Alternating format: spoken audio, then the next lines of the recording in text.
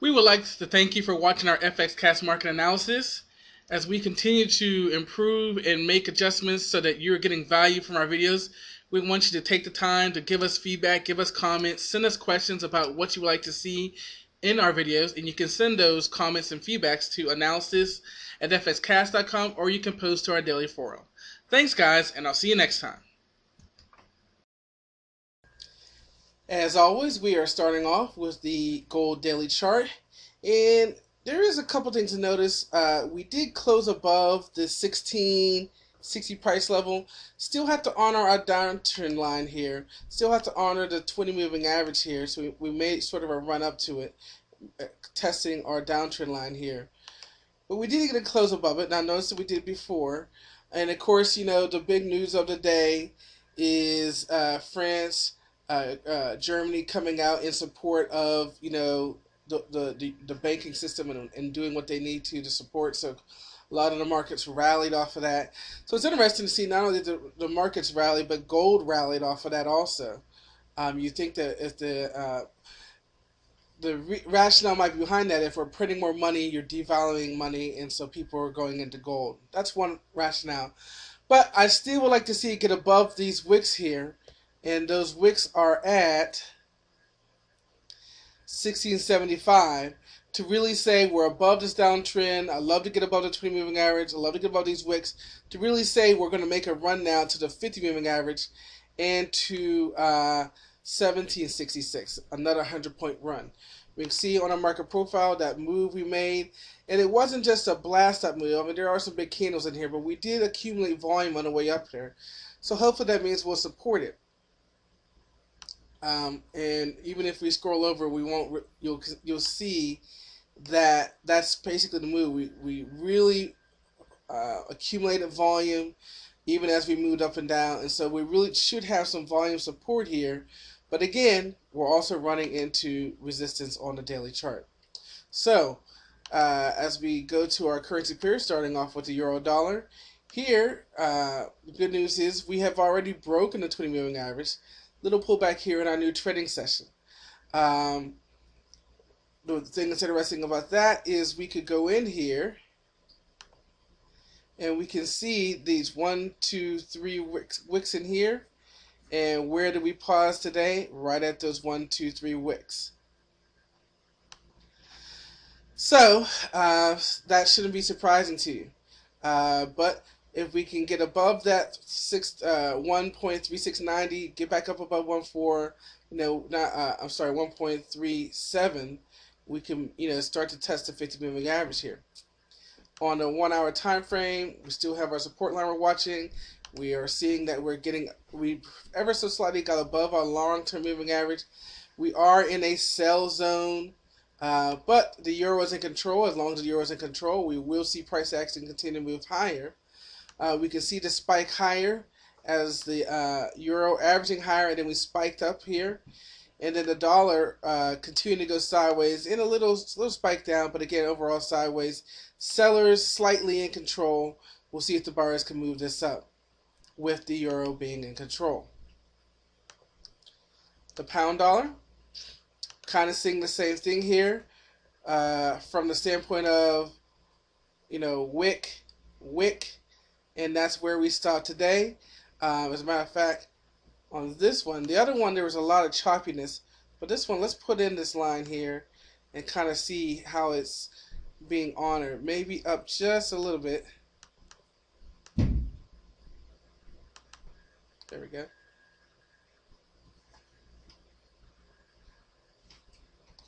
And so we'll see what happens here. Still, as we said over the weekend, and we were saying, we're still in a channel. But what's good is that we have broken above the 20 moving average. On a 1 hour time frame, we can see that we did break a little bit this uptrend line that I was watching on the 1 hour time frame, pulling back a little bit. Now notice that where did we stop? Our long-term moving average came into play here. We're below that. We're also in the sell zone. Ever so slightly, the dollar took control as the pound really tanked there, which is interesting because as you look at it, you can kind of see we went sideways with a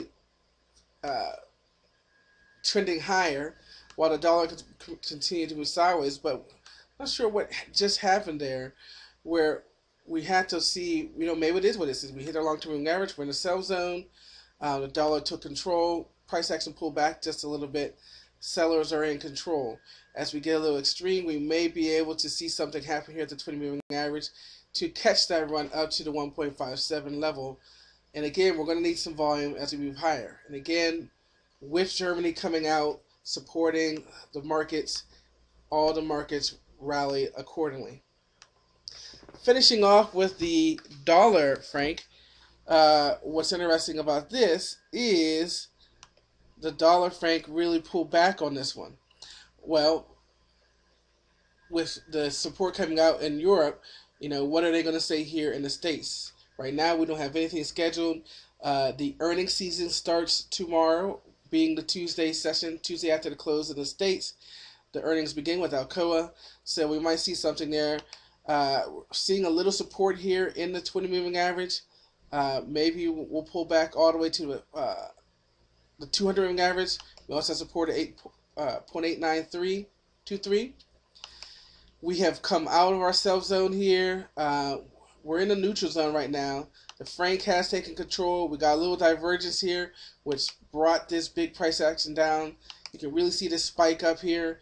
Sideways action on the franc, really trending down, sideways, and then we got a spike up.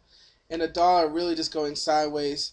Here we can see the buyers are in control, so we'll have to see what happens. Will there be enough volume to get us down through the 20 and down to our support for a possible buying opportunity? As we come to our watch list, we first start off with our low volatility watch list, which is our 1 hour time frame using Bollinger Bands. Here we'll be watching the dollar Canadian, and it is a coincidence that also in our inside bar watch list was watching today's range Monday compared with Friday. And we also have the dollar Canadian. We have many of the dollar pairs. We got the dollar franc, the dollar yen, and then we also have the pound dollar. Let's go look at the economic calendar.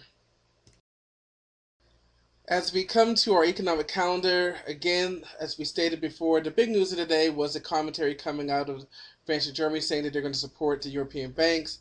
You can see we're a little light here. We have a lot of industrial production information for the pound. We also have manufactured machine orders for here for the yen, home loans for the Aussie. And again, around this time down here, you'll hear about the first company reporting for the new round of earnings season for the States. Alcoa is the kickoff of the new earnings season, so there might be, if they're bad, they may say all the earnings will be bad. You know how people read into these things.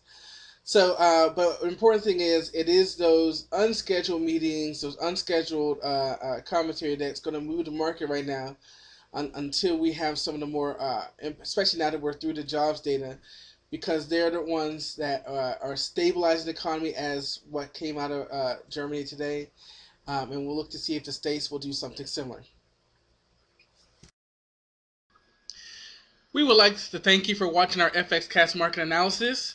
As we continue to improve and make adjustments so that you're getting value from our videos, we want you to take the time to give us feedback, give us comments, send us questions about what you would like to see in our videos, and you can send those comments and feedbacks to analysis@fxcast.com, or you can post to our daily forum. Thanks, guys, and I'll see you next time.